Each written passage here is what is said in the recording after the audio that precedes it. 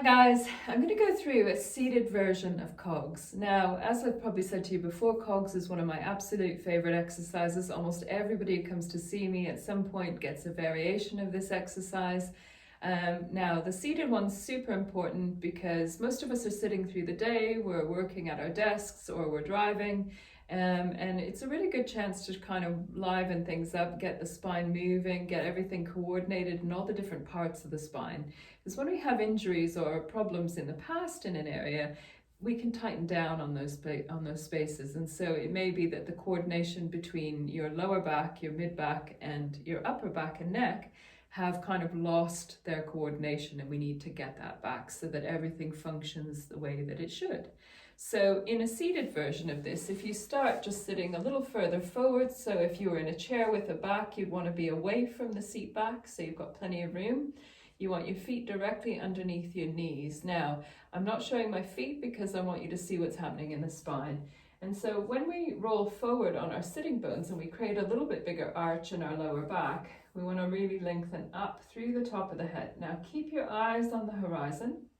And when you breathe out, you're still looking forwards, but you're starting to roll back on your pelvis and you're rounding that spine out.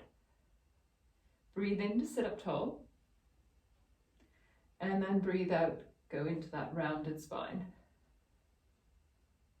Now, when you have movement that works a little bit better in one area compared to another, one of the things that you can do to help yourself out is put one hand at the breastbone and one hand at the lower abdomen. And when you breathe in, you'll feel that the hands get further apart. Again, you're getting that valuable feedback from your hands.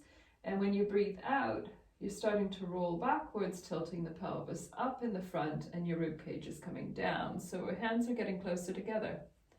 So breathe in. Keep looking at that spot on the wall and breathe out. Breathe in. And breathe out. Breathe in. Sit tall and breathe out. Now, you could do only a couple of these. You could do about 10. The number is not really important with these type of exercises. The goal is to try and release some of the tension that's there, get that coordination in all those areas of the spine, but mainly you're using it for awareness. You want to try and create a situation where you feel more aware of what moves and what doesn't, so that you can concentrate on working on that. Now, if you were doing this when you were driving, I suggest obviously waiting till you're at a stoplight or something.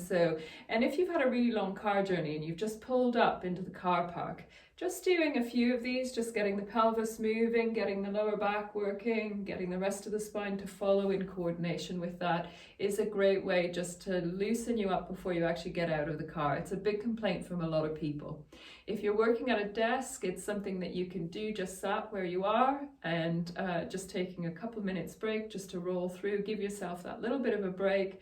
I know when you're working at the computer, I mean, the ergonomics used to say 20 minutes, get up, have a break, move around. I don't know anyone that does that. So I think it's great that you can try and find even just a couple of minutes window every so often when you start to feel like you're getting a little stiff or a little sore, is just to try and loosen things up. The more you work on this, the more mobile your spine becomes, the more resilient it becomes. It's so important to get the movement back before you add any strength work. So I hope you've enjoyed it. Remember to hit like, subscribe, and let me know what you'd like to hear about next. Take care.